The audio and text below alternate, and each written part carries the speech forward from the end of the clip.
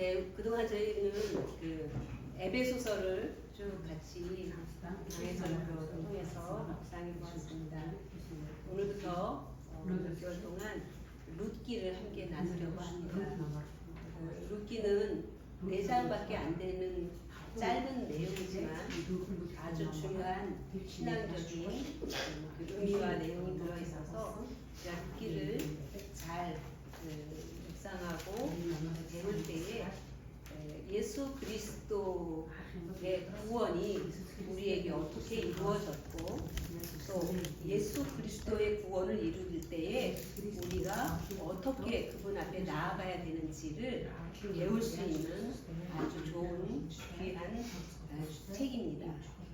그래서 우리 이 말씀 속에서 계속 짧기 때문에 그 어떤 말씀 해석을 듣는 것보다 이 말씀을 계속해서 이 4장을 연속해서 이렇게 읽으면서 그 전체 흐름을 계속 몇 번에 걸쳐서 듣다 보면 굉장히 그 내용이 더 훨씬 더 우리 마음에 우리 생각이 그려지고 받아들여질 수 있을 것 같습니다. 우리 표 한번 같이 읽겠습니다. 시작. 믿음의 주여 예수님을 우리 그 룻기는 어떤 책인가 한번 짧게 한번 살펴보도록 하겠습니다. 이 룻기는 사사시대에 아까 읽었던 것처럼 사사시대에 있었던 일입니다. 사사시대라고 하는 것은 이스라엘 백성들이 가나안에 들어와서 여호수아를 통해서 정복을 하고 여호수아가 죽고 난 다음에 그 이스라엘에 사실은 이어받은 지도자는 없었습니다. 그런데 하나님께서 사사들을 세워서 이스라엘 민족을 다스리게 이끌어가도록 그렇게 했습니다. 그래서 그 사사 시대에 한 가정이 한 어떤 특정한 가정이 모압 가난하고 어려운 그런 상황에서 모압이라는 땅으로 이주하면서 일어난 일들을 다루고 있습니다. 특히 이 룻기는 사사기와 사무엘 사이에 기록되어 있어요. 다시 말하면 이 사사기도 사무엘서도 다 역사서거든요. 근데 그 사이에 아주 문학적인 그런 그 특징을 가지고 그 사이에 들어 있어서 이거는 역사적으로도 큰 의미가 있는 책이기도 합니다. 그래서 이 두 사이에 있지만 이 룻기의 마지막에 보면 다윗과 연결되는 내용이 나옵니다. 그래서 사사기에서는 사사시대가 어땠는지를 마무리하고 그 다음에 룻기에 들어오고 룻기 마지막에 다윗이 나오면서 다윗의 그 혈통이 나오면서 그 다음에 다윗을 다루는 사무엘서로 넘어가는 그 위치에 들어있는 책입니다. 그래서 이 룻기는 사실 이 한 가정이 어떤 선택을 통해서 어려움을 피해서 갔는데 더 어려움을 겪는 절망적인 상황에 갔다가 그것이 하나님의 사랑과 은혜로 회복되는 과정을 기록한 책입니다. 그래서 이거는 어느 시대, 어느 누구에게나 정말 이렇게 가슴에 와 닿는 나의 문제를 다루는 것 같은 그런 내용이 들어있어서 굉장히 사랑받는 책입니다. 또 하나는 이 하나님의 사랑이 헤세드라고 하죠. 여러분 헤세드라는 얘기 많이 들어봤죠. 헤세드는 바꿀 수 없는 그 은혜와 사랑을 말하는 건데요. 이 룻기의 또 하나의 주제는 이 헤세드입니다. 사랑인데 이 하나님의 사랑이 사람들의 삶 속에서 어떻게 실제로 드러나서 그 사람의 삶을 변화시키고 바꿔가는지를 다루는 그런 내용입니다. 그래서 우리의 삶에서도 하나님의 사랑이 우리 안에 들어올 때에 우리가 그 삶을 어떻게 변화시키고 바꿔갈 수 있는지를 배울 수 있게 되죠. 가장 중요한 것은 예수님의 구원의 섭리를 예표한다는 거예요. 특히 이제 이 룻기에 보면 이스라엘 사람들의 그 하나님이 주신 율법이 있습니다. 그게 이제 출애굽기 신명기에 보면 하나님이 주신 율법이 이제 자세하게 나오잖아요.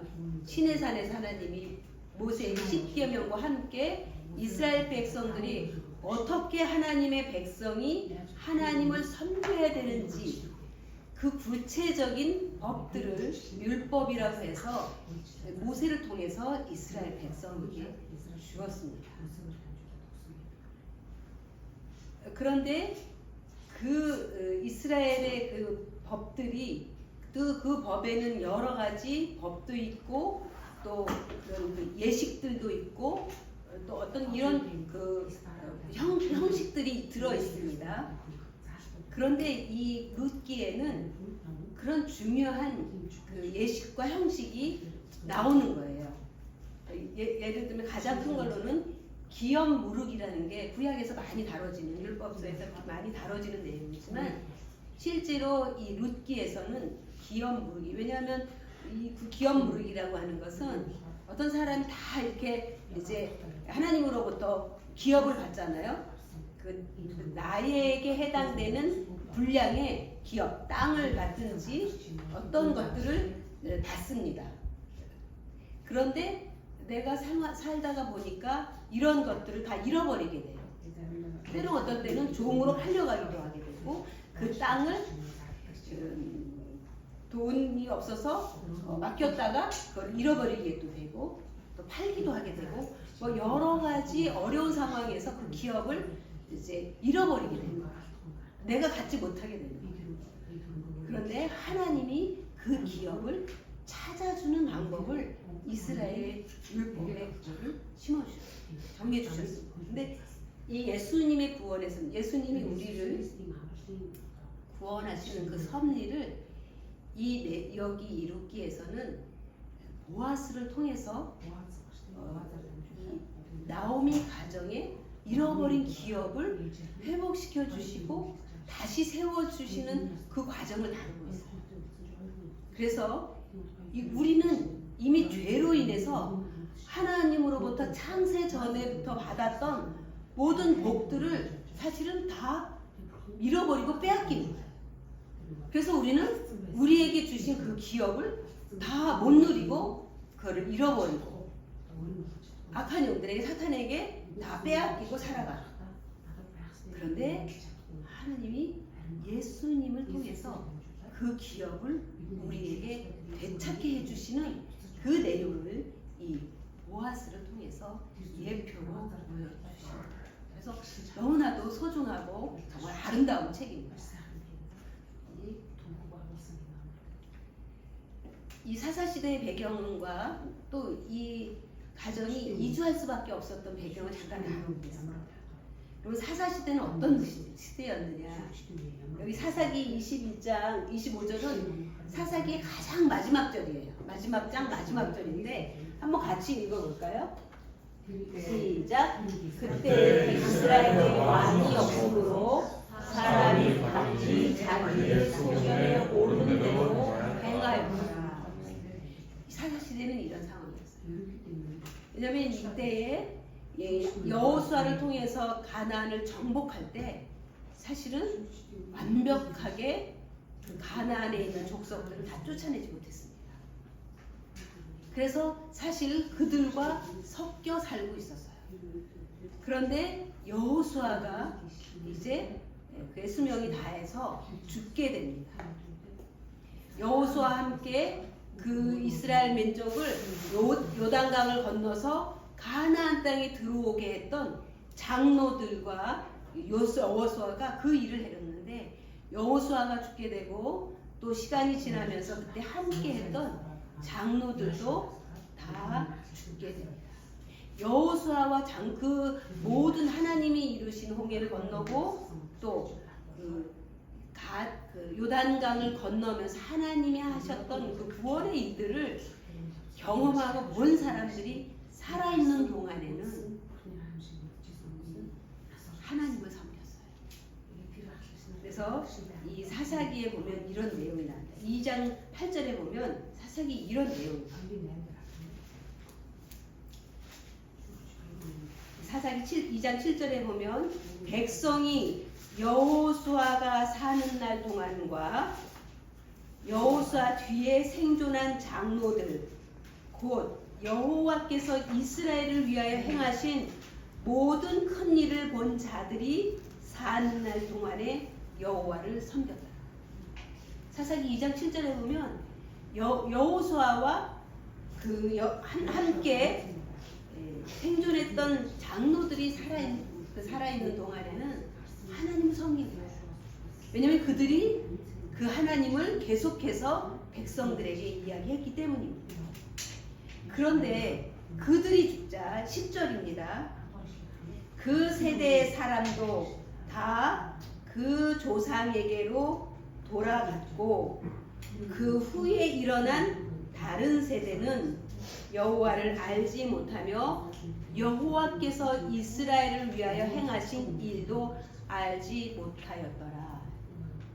그 세대 사람, 다시 말하면 하나님이 이스라엘 백성들을 위해서 행하신 그 모든 일들을 본 사람들이 다 죽었을 때 그거를 보지 못한 다음 세대들이 일어났을 때 그들은 하나님을 알지도 못했고 하나님이 하신 일도 알지 못하여 하나님을 섬기지 않고 하나님의 율법을 따르지도 않는 상태가 됐어요. 그러니까 이스라엘 백성들이 가나안에 들어가서 여호수아와 장로들이 죽은 얼마 안 되는 그 이후의 삶은 각자 하나님의 율법을 따르지 않고 각자 자기가 옳다고 생각하는 자기 소견을 따라서 살 거예요. 자기가 모든 옳고 그름의 기준인 거예요. 그래서 내가 옳으면 하는데 하나님의 법이 아니라고 하는데도 내가 옳다고 생각하면 내 소견대로 했던 시대예요. 그러니까 각자가 그렇게 사니까 다들 서로 갈등하고 서로 싸우고 서로 힘이 분산이 되고 이런 일들이 일어났어요. 그래서 옳고 그름의 기준이 자기가 되다 보니까 서로 충돌하고 하나님이 행하신 일들을 잊고 율법도 따르지 않는 데가 되니까 사실은 무법 시대가 되죠. 이때의 사사들이 판관이라고도 하고 그러니까 이스라엘의 재판을 맡은 자들이 사사라고 하고 저기 사사들이 치리하던 때 사사들이 재판하던 때 이런 옳고 그름을 사사들이 판단해서 재판해줬던 그런. 그래서 이때에는 정말 하나님이 이 이스라엘 백성들이 죄를 지을 때 그 가나안에 남아있던 많은 족속들을 이스라엘에 보내서 계속 침략하고 괴롭히고 지배를 받게 하고 이런 시대에 이 유다 베들레헴에 흉년이 들 거예요. 그런데 여기 이 유다 베들레헴이라고 했는데 이 유다 베들레헴이라고 하는 여기 이거에는 단순히 베들레헴이라고 하는 이 지역만이 아니라 그 땅이라고 하는 그 땅이라고 하는 것은 그 이스라엘 전역을 가르치는 것이 됩니다. 그래서 베들레헴에만 흉년이 든 게 아니라 이스라엘 전역에 이런 흉년이 든 거예요. 그래서 이 한 사람 여기 보면 엘리멜렉이라고 나옵니다. 이 한 사람 엘리멜렉이 아내와 두 아들을 데리고 모압으로 걸어가요. 가난을 피해서 이 기근을 피해서 먹을 것을 얻고자 모압이라는 곳으로 가는 거죠. 그래서 그 땅 아하레츠라고 하는 것은 하나님이 주신 이 가나안 땅을 말하는 거예요. 여러분 이 가나안에는 특별한 의미가 있죠. 하나님이 주신 젖과 꿀이 흐르는 약속의 땅. 하나님이 조상 아브라함에게로부터 꾸준하게 내가 너희에게 이 땅을 준다. 그리고 이 땅은 젖과 꿀이 흐르는 축복된 너희들이 영원토록 거주할 땅이라고 주신 거예요. 그러니까 그 땅의 상태가 어떻게 되든 이스라엘은 하나님으로부터 받은 땅이었어요. 그런데 그 땅에 흉년이 든 거예요. 여러분 이 흉년의 의미가 뭘까요?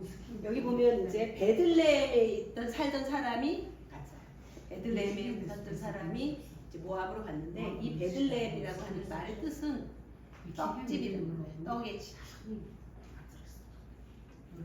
그래서 이 지역은 풍요롭고 부유한 그런 약속의 지역, 땅. 그래서 이 베들레헴이 가난하게 되고 흉년이 됐다고 하는 것은 그 땅이 전부 어려워졌다는 거예요. 그런데 왜 이스라엘의 그 약속의 땅에 하나님의 젖과 꿀이 흐르는 땅이라고 했는데 왜 그 땅에 흉년이 들고 기근이 왔을까요?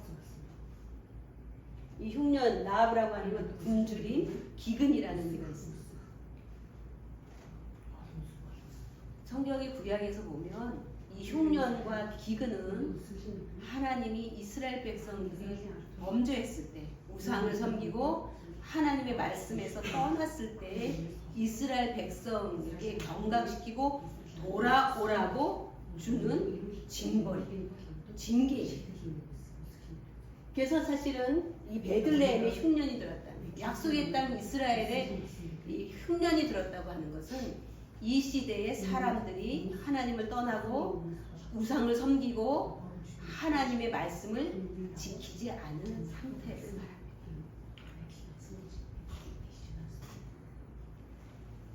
그런데 이 사실은 이 먹을 것이 없죠. 흉년이 드니까 곡식이 안 자라겠잖아요. 그리고 먹을 것이 없습니다.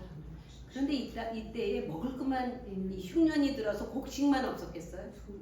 사실은 이런 영적 말씀이 없는 영적 기분. 더 심각한 건 영적 기분. 하나님을 섬기지 않고 하나님의 말씀이 없는 상황. 그리고 또 물질적인 흉년으로 하나님의 징계로 가난과 흉년을 겪을 때에 어떻게 해야 될까? 선택이 있는 거예요. 이 사람들은 이 상황에 견디지 못하고 모압이라고 하는 지역으로 갑니다. 모압. 여기요 보면 여기가 예루살렘이고 예루살렘에서 예루살렘 아래쪽에 있는데 이 베들레헴에서 요단강을 건너서 이 모압 지역으로 갑니다. 여기가 모압이고 여기가 암몬. 여기 아래로 내려가면 에서의 후손들이 있는 나라. 그런데 이 모압이라고 하는 나라는 지금은 이제 여기 이렇게 들어갔고 이 위로는 이제 그 시리아, 레바논 이런 나라들이 있죠. 지금 한참 전쟁 지역은 이쪽에 지금 거기가 있고요. 그래서 이 모압이라고 하는 나라는 하나님께서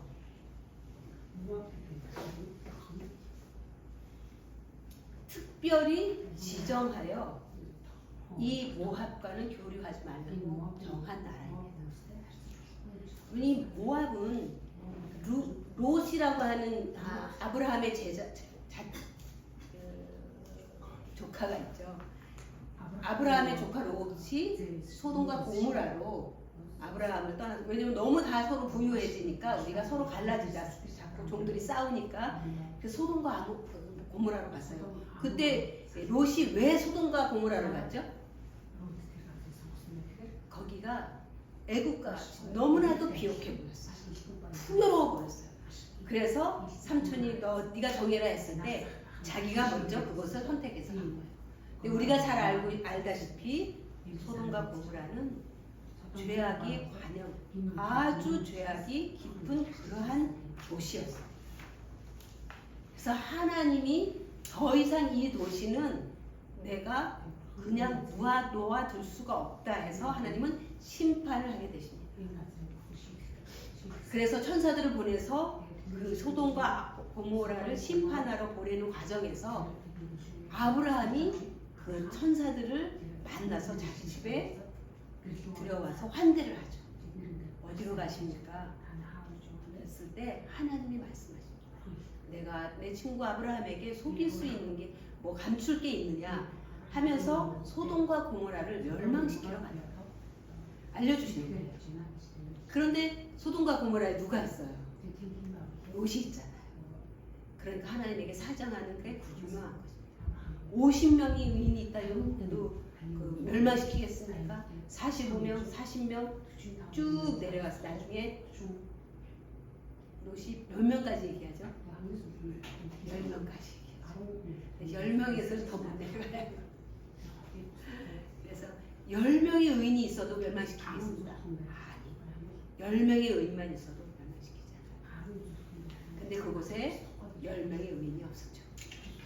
그렇지만 하나님은 아브라함을 생각하고 그의 조카 롯을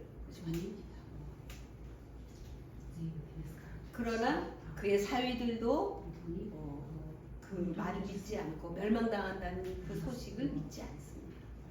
그러나 그의 아내는 소돔과 고모라에 놓아둔 것들을 미련을 버리지 못하고 피하는 과정에서 뒤를 돌아보다가 소금 기둥이 된 이야기들을 잘 알고 계시죠. 그래서 그때 나온 두 딸과 어머니는 소금 기둥이 되고 두 딸과 아버지 롯이 이제 소알성에 피해 있는 거예요. 근데 이 딸들이 생각했어요. 야, 우리가 이 세상이 다 망했어.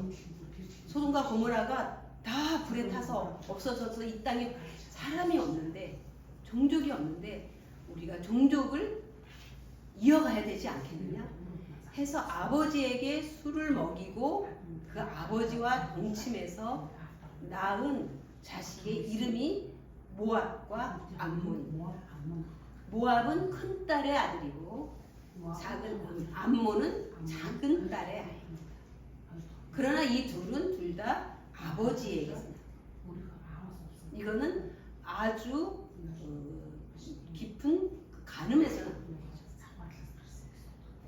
그래서 그 모압은 그 자체로도 하나님의 뜻 율법을 거스러서 행한 일이기도 하고 이들은 지속적으로 이스라엘 백성들을 괴롭힙니다. 그래서 이스라엘 백성들이 애굽에서 나올 때에 그들이 그 모압 지역을 지나가서 가나안으로 들어가려고 그 지역을 아까 얘기한 것처럼 이 땅을 지나가야 되는데 모압을 거쳐서 지나가야 되는데 우리가 아무것도 건들지 않겠냐. 우리는 그냥 이 길만 따라서 걸어갔더니 이 길을 건너가게 해달라. 근데 그 길을 건너가지 않게 해줘요. 그래서 하나님이 그 모압을 이스라엘에게 다시는 영원히 하나님의 총회에 들어오지 못하게 하고 느헤미야를 보면 모압 사람은 영원히 하나님의 총회에 들어오지 못하리니 이는 그들이 양식과 물로 이스라엘 자손을 영접하지 아니하고 오히려 발람에게 뇌물을 주어 저주하게. 여러분이 발람은 그 선지자예요. 근데 발락이라고 하는 이 모압의 왕이 이 선지자 발람을 불러서 이스라엘을 저주하게 합니다. 왜냐하면 이스라엘이 지금 승승장구하고 애굽에서 나와서 올라오고 있잖아요. 그러니까 저주하게 만드는 거예요. 근데 이스라엘은 하나님이 선택한 백성이죠. 그리고 하나님의 약속을 따라서 가는 길인데 모압은 발락은 그것을 방해하는 거예요. 그리고 그것을 저주하게 합니다. 이 이스라엘을 저주하게 하는 것은 누구를 저주하는, 누구를 대적하는 거죠? 하나님을 대적하는 거죠. 하나님을 대적하는 모압을 영원토록 하나님의 총회에 들어오십니다. 특히 이 모압 여인들은 이 이스라엘 남자들과 간음하면서 수만 명의 사람을 죽도록 했어요. 그래서 이 모압은 하나님의 그 언약 백성인 이스라엘에게 범죄하게 하고 그들을 저주하게 하고 그들을 고통스럽게 만든 하나님이 싫어하시는 민족이 된 것입니다. 특히 모압은 우상 숭배가 만연한 땅이었어요. 이 그모스는 전쟁의 신이에요. 아주 잔인한 신입니다. 그래서 어린 아이들을 제물로 불에 태워서 그모스에게 바치는 그러한 제사로 아주 잔인한 그런 우상이었어요. 그러한 땅에 지금 엘리멜렉이 들어갑니다. 근데 이 엘리멜렉의 가정에 비극이 일어납니다. 곡식을 얻고 먹을 것을 얻고 삶이 풍요로워지기 위해서 베들레헴 땅을 버리고 이곳에 왔는데 그 가정에 비극이 일어납니다. 왜 죽었는지는 그건 기록되어 있지 않아요. 너무나도 짤막하게 1절에서 5절 사이에 그 아주 많은 일들이 일어납니다. 엘리멜렉이 죽습니다. 기근보다 더한 죽음이 이 가정에 오는 거예요. 말로는 병들다, 병약하다라는 이런 뜻을 가진 이름이에요. 기료는 소모되다, 쇠약하다라는 뜻이에요. 그러니까 이 아이들은 낳았을 때에 아주 몸이 허약한 아이들이었어요. 아마 베들레헴에서 올 때 아이들이 너무 약하고 그러니까 좀 더 풍요로운 땅에 가서 아이들을 좀 더 잘 양육하고 싶었던 생각이 있을 수도 있어요. 어쨌든 그 아이들을 데리고 왔는데 그곳에서 모압 여인들과 결혼을 했지만 아이를 낳지 않고 죽습니다. 그래서 자식 없이 세 과부만 낳게 돼요. 아버지와 아내와 두 아들 갔는데 여기에서 셋을 다 잃어버렸어요. 그리고 엄마와 며느리 둘만. 그런데 여기 보면 이들이 또한 잘못한 것은 신명기 7장 3에 보면 그들과 혼인하지도 말지니 내 딸을 그들의 아들에게 주지 말 것이요 그들의 딸도 내 며느리로 삼지 말지. 그런데 그곳에 가서 결혼을 할 수밖에 없었죠. 이미 그곳에 간 자체가 다른 선택의 여지가 없었고. 그렇다면 이 엘리멜렉이 모압이 다 이 세 아들과 가장이 죽는 이 비극을 겪는 그 모압의 이주는 어떤 의미가 있는가? 여러분 엘리멜렉은 나의 하나님은 왕이시다예요. 여러분 사사시대에 왕이 있었어요? 없었어요. 사사시대에 왕이 없었어요. 왕이 없기 때문에 자기가 오는 소견대로 살아갔어요. 자기 마음대로 살아갔어요. 그런데 이 엘리 라마 사박더니 나의 하나님 나의 하나님 그랬죠? 나의 하나님은 왕이시다. 멜렉이. 그러니까 이 아버지는 엘리멜렉의 아버지는 깊은 신앙을 가지고 있었어요. 왕이 없는 사사시대에 신실한 믿음으로 아들의 이름을 지어줬어요. 이 땅에 왕은 없지만 너의 하나님은 왕이시란다. 너의 하나님이 왕이시다. 그 왕을 섬기며 그의 백성으로 살아라. 이렇게 지어준 이름이었어요. 그런데 그 엘리멜렉은 당신의 백성, 바로 자신들을 책임져 주실 하나님에 대한 그 하나님을 믿을 수가 없었어요. 그 흉년이든 기근이든 그 땅에서 그 하나님은 우리를 도우실 수 있는 것 같지 않았어요. 또 하나님의 징계를 인간적인 방법으로 피하려고 는 그런 불신앙을 갖고 있어요. 내가 어떻게 가서 어떤 수단과 방법을 다해서 이 가난을 피해보리라. 이 징계를 피해보리라. 그러한 것을 가장으로서 약속의 땅을 떠나는 선택을 한 거죠. 불행한 선택이었죠. 근데 자기만 간 게 아니라 가족들과 함께 가면서 자기도 죽고 아들도 죽었고. 이거는 왜 그걸 우리가 알 수 있느냐? 이 사사시대의 소견대로 하는 그 불신앙이 편만에 있기 때문에 그게 모든 사람들의 삶 속에 들어있었기 때문에 이 엘리멜렉도 그렇게 선택해서 간 거다. 그렇다고 해서 다 이스라엘 백성들이 이렇게 간 건 아니기 때문에 우리는 여기에서 교훈을 얻을 수 있습니다. 인간의 영육 간의 기근이 찾아올 때가 있습니다. 여러분 이 엘리멜렉의 가정의 이 어려움은 사실 이 세상을 살아가는 우리 모두가 겪을 수 있는 일이라는 것입니다. 엘리멜렉만 흉년이 들고 기근이 드는 거 아니에요. 사실 오늘 우리에게도 이런 흉년과 기근과 같은 상황이 얼마든지 있고 또 이미 이런 상황들을 겪어오기도 하고 앞으로도 이런 상황을 겪을 수 있습니다. 그래서 우리에게 이 흉년과 기근이라는 것은 어떤 그룹입니까? 사실 우리에게 건강이 가장 중요한데 건강을 잃을 수 있어요. 또 배우자나 자식을 사별할 수도 있어요. 떠나보낼 수도 있어요. 또 우리는 자기가 하던 일을 실직할 수도 있고 그 일이 완전히 망해버릴 수도 있어요. 이 엘리멜렉처럼 먹을 것조차도 구할 수 없는 그런 상황에 갈 수도 있어요. 어떤 사람은 정말 선한 마음으로 모든 것을 바쳐서 일하면서 명예를 얻었지만 그 명예가 헌신짝처럼 짓밟히는 경우도 있습니다. 그리고 우리는 흔히 너무나 많은 오해들 그리고 너무나 많은 크고 작은 배신들을 경험할 수 있습니다. 그리고 우리가 살아가면서 우리 삶에 가장 큰 영향을 주는 것은 이 관계에서 오는 것입니다. 근데 이 관계가 다 끊어져.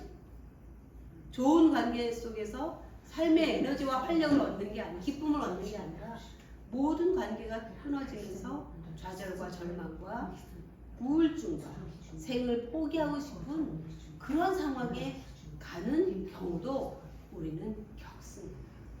우리가 예수님을 믿기 때문에 이런 거 겪지 이런 일이 있을 수 없어요 라는 거 하는 것은 그런 예수님을 믿는 사람도 얼마든지 겪을 수 있는 상황입니다. 그럼 이때 우리는 어떻게 해야 돼요? 이런 일을 겪을 때에 이 엘리멜렉 가정을 통해서 우리는 어떤 교훈을 받아야 돼요? 엘리멜렉은 떠나지 말아야 될 약속의 땅을 그리고 그 땅에 떠나지 않을 이유는 그 땅에서 그 땅의 왕이신 하나님이 기근을 해결해 주시는 분이라는 것을 믿었어야 돼요. 기근을 해결해 주시는 분은 하나님이십니다. 우리의 문제를 해결해 주시고 풀어 주실 분은 하나님이십니다. 자칫 우리 눈에 그 문제를 풀 수 있는 방법이 있을 것 같이 눈에 보일 경우도 있습니다. 그러나 어떤 경우에도 우리는 내가 하려고 하기 전에 이 문제를 가지고 하나님 앞에 나아가서 하나님이 궁극적인 근원적인 문제를 풀 수 있도록 나를 인도해 주시고 우리는 기대하고 그분 앞에 나아가요. 그래서 우리는 어떤 기근을 만나 어떤 흉년을 만나든 우리는 그 문제를 해결해 주시는 분은 하나님이시고 그래서 그분께 이 문제를 가지고 나아가요. 두 번째는 언약의 자리로 돌아와요. 이 엘리멜렉은 베들레헴이 자기가 기거하던 베들레헴이 언약의 자리, 약속의 땅이었어요. 있어야 될 자리였어요. 그런데 그 자리를 버리고 하나님이 문제의 해결은커녕 더 깊은 절망과 좌절, 기근보다 더한 죽음이라고 하는 그 절망에 빠지는 선택을 그 자리를 떠나면 할 수밖에 없습니다. 그래서 우리는 약속의 자리, 내가 있어야 될 자리라.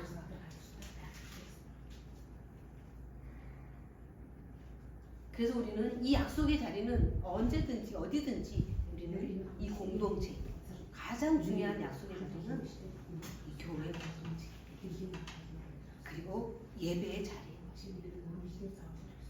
그리고 함께 이 문제를 함께 해줄 수 있는 그런 작은 그런 지체들. 그래서 항상 이 자리 베들레헴을 떠나지 말고 그 자리에서 하나님께 나아요. 나의 소견을 버리고 말씀을 우리는